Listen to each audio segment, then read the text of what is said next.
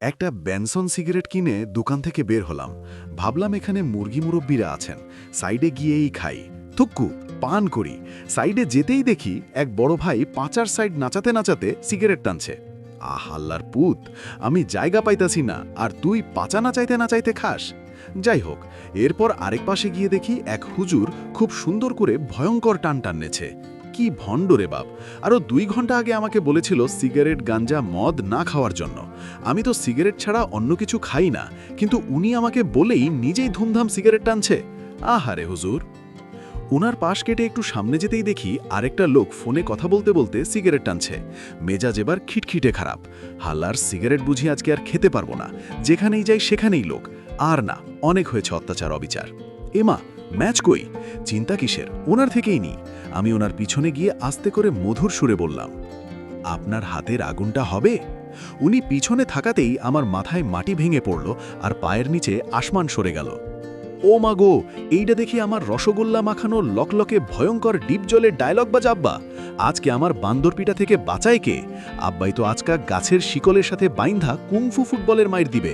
যেই দৌড় দিব এমন সময় আব্বু বলল, কিরে, সিগারেট খাস স্কুল দিন থেকে? আমি, না মানে আব্বু, বন্ধুরা বলল সিগারেটের দাম বেড়ে গেছে, তাদের কষ্ট আমারও কষ্ট, তাই তাদের কষ্টে এই প্রথম সিগারেট খাচ্ছি। তাও খাওয়ার আগে ধরা খাইলাম, আর খামু না আব্বা। এই কান ধরলাম, নাক ধরলাম, মরার পরে থুকু, মরার আগে সিগারেট খামু না। না, তুই খা, এই না ম্যাচ। আব্বুর এমন কথা শুনে আমার পায়ের নিচে আসমান পিরে এলো, মাথার উপর মাটি দাঁড়িয়ে গেল। আমি বললাম, আব্বু, এইটা কি বলেন? আপনি আমারে ম্যাচ দিচ্ছেন সিগারেট খেতে? তবে তোর আম্মুর কাছে বলিস না সিগারেটের কথা, নাইলে আমার কপালে ভাত নাই। আমি, 50 টাকা দেন। কেন? দিতে কইলাম দেন, নাইলে বুঝেন তো সিগারেট আম্মু হি। ওকে ওকে, এই নে, হয়েছে। আর হ্যাঁ, প্রেমিকা এই ঈদে একটা জামা চেয়েছে, তাকে জামার সাথে ছাড়া সিস্টেম একটা প্লাজো গিফট করুম, আরও 4000 দেন। মার খেয়েছিস? ওকে, ভাত খেও না, আমি আম্মুর কাছে যাচ্ছি।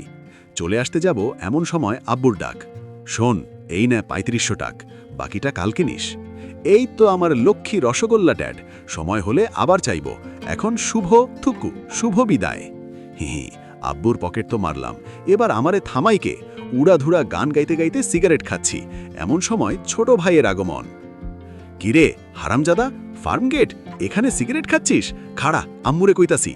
আরে ওই খাড়া খাড়া, আম্মুরে কইস না, তোর কি লাগবে বল? চকলেট খাবি? ধুর, আমি আম্মুরে কইতাছি। আরে খাড়া, আচ্ছা শোন, আইসক্রিম খাবি?